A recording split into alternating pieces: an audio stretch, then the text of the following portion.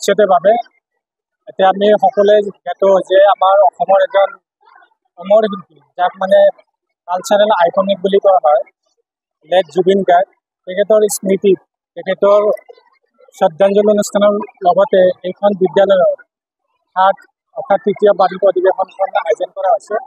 ইয়াতে বিভিন্ন ধৰণৰ ল'ৰা ছোৱালীবিলাকে ইয়াতে পাৰফৰ্মেঞ্চ কৰিব।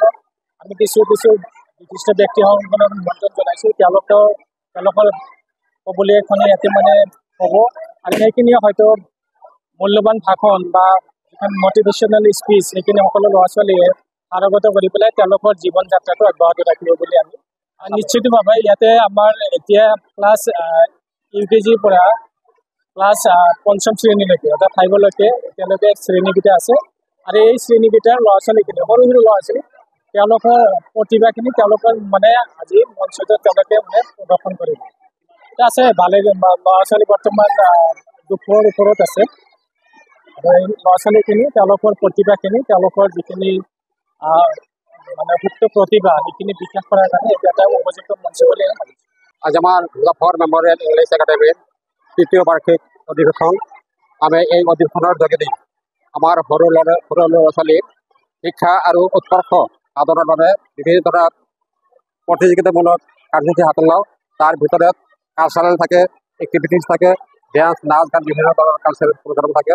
এইবিলাক যাতে আমি ল'ৰা ছোৱালীক শিক্ষাৰ লগতে যাতে আৰ্থিক দিশত আগবাঢ়ি যাব পাৰে তাৰ আমি সম্পূৰ্ণ চেষ্টা কৰিম আৰু আশা কৰি আমাৰ কণ ল'ৰা ছোৱালীয়ে ভৱিষ্যতত এইবিলাকৰ যোগেদি এজন সু গায়ক সু খেলুৱৈ হ'ব পাৰিব, এইটো আমাৰ কামনা।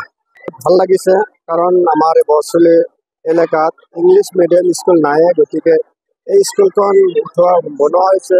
মই পোনপ্ৰথমে শহীদুল আলম তেখেতক মই ধন্যবাদ জ্ঞাপন কৰিছোঁ যে আজিকালি ইংৰাজী নহ'লে কোনো একোৱেই নহয়।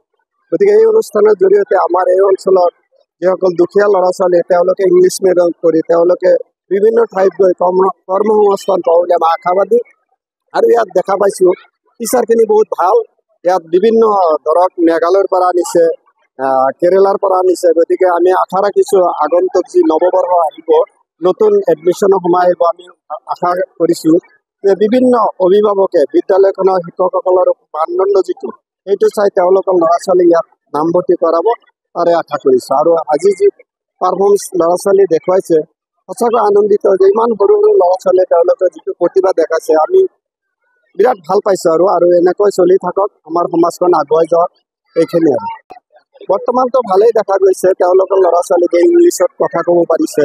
গতিকে আমি ধৰক 9-10 পাইছিলোঁ তেতিয়াই ক'ব পৰা নাছিলোঁ, কিন্তু আজিকালি সৰু ল'ৰা ছোৱালীয়ে এইখিনি পাৰফৰ্মেঞ্চ দেখুৱাইছে, তাৰ কাৰণে আমি ধন্যবাদ। আৰু শিক্ষক বিদ্যালয়খন আগুৱাই যাওক তাৰে কামনা কৰিছোঁ।